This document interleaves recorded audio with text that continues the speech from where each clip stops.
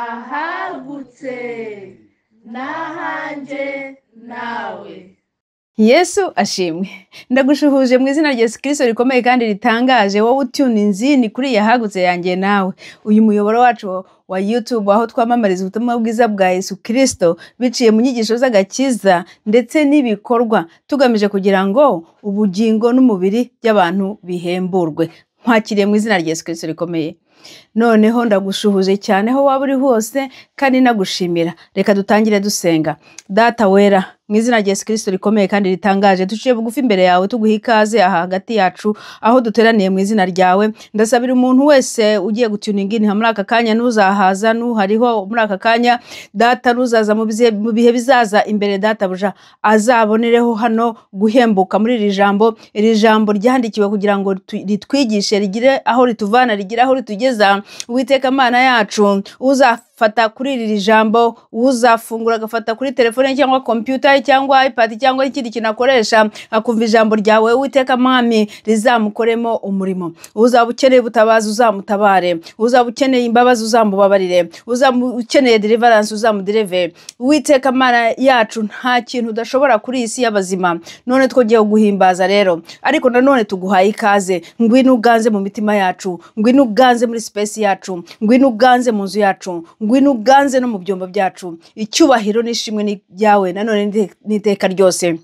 Ndagusengeye wowe ubabaye, ndagusengeye wowe urwaye, ndagusengeye wowe wambaye ubusa, ndagusengeye wowe waburaye, wowe ushonje, wowe uri mu ntambara, wowe wabuze school fees, wowe wabuze. Uwiteka Imana yo mu ijuru, kuboko kwe ni kurekure, ntaho kutagera, nta kure kutagera, nta bikomeye kutafata ngo kuvanemo umuntu. Niyo mpamvu nsaba imbaraga z'Imana ngo zigusanga aho waba uri hose, ndetse nawe urimo kwishima, twishimaranye nawe mu izina rya Yesu Kristo. Reka gusa ibyo turimo byose, aho byaba byiza byaba bibi, kuko habaho ibihe bya buri kintu, byaba ari amarira cyangwa ibitwenge cyangwa kwishima. Reka ibyo dukora byose tubikore tuhesha Uwiteka Imana yacu icyubahiro. Izina rya Yesu Kristo niryongere rihimbazwe n'aka kanya n'iteka ryose. Amen.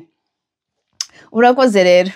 Ndagushimiye cyane, nukuri kufasha akanya kawe ukongera ukaza ukandeba tukaganira, kandi nukuri ujye ushyiraho ga comment umbwire uko byumva, ndetse niba hari aho unkemura unankemure, niba ari naho nawe unyigishe. Ariko hejuru y'ibyo ngibyo ndakwinginze wowe utarakora subscribe ubikore, ushyireho kariya gatoki, ujye unasharinga ku bandi niwumva bigufashije, ukumva hari ikintu kirimo kizima. Nukuri umfashe dukwirakwiza ubu butumwa bwa Yesu Kristo. Iyi nahagutse yanjye nawe, nukuri ni hantu duhurira, aho Imana yadushakiye aka kariba gatoya twacukuriwe muri iyi minsi kugira ngo tubashe kunyweraho amazi y'ubugingo. Haleluya.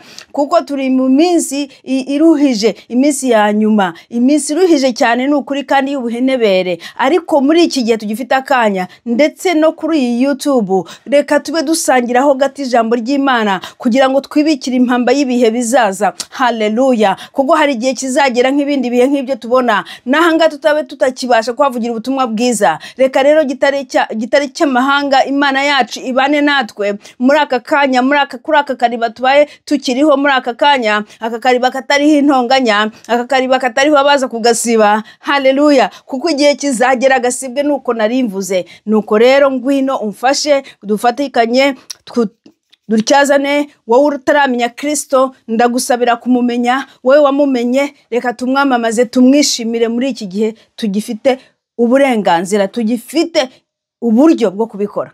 Imana yo mu ijuru guha icyubahiro.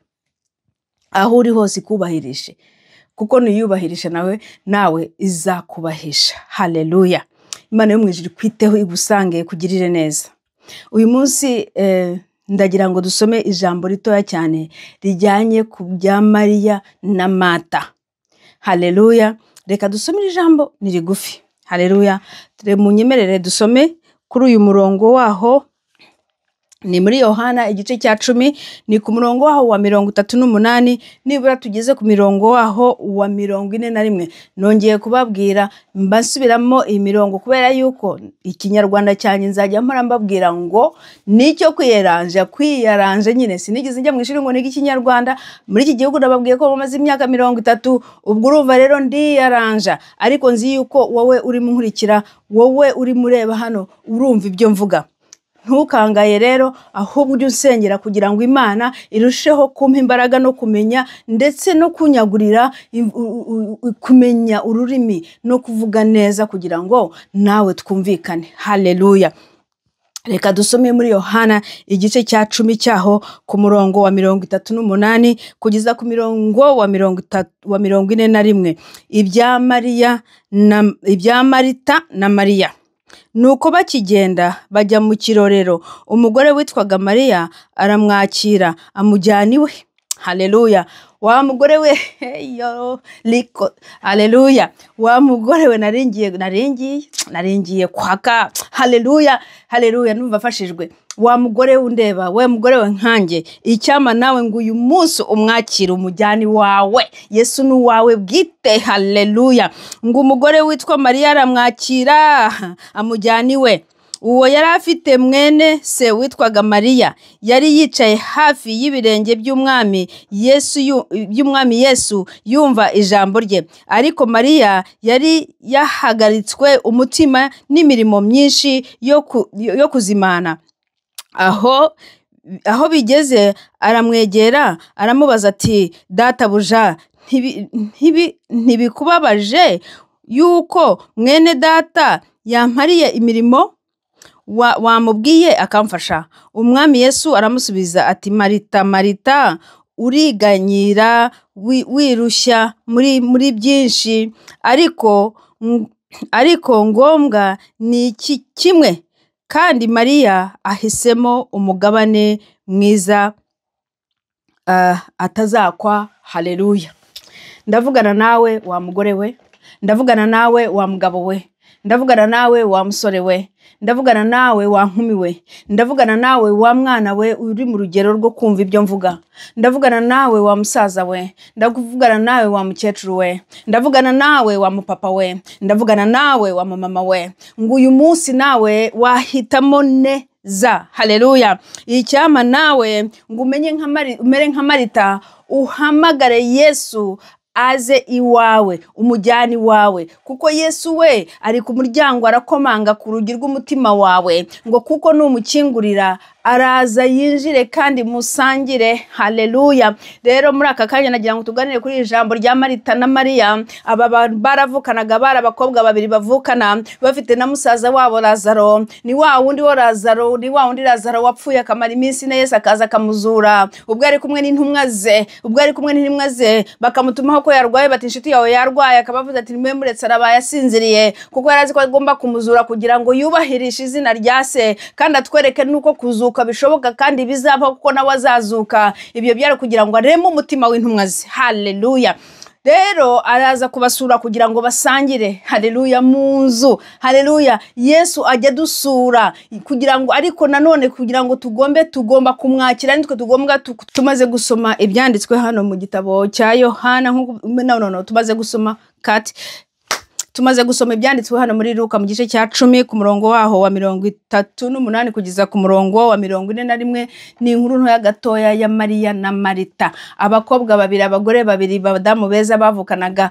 Marita agira ubwenge, aragenda atuma umwami Yesu ngo aramwakira mujyani wabo. Haleluya. Atangira kumwitegura no kumutekera no kumugaburira kugira ngo yakire abo bashyitsi. Kandi muzi neza ko Yesu atajyaga agenda wenyine, yajyaga agendana n'intumwa ze n'abandi babaga bamukikije.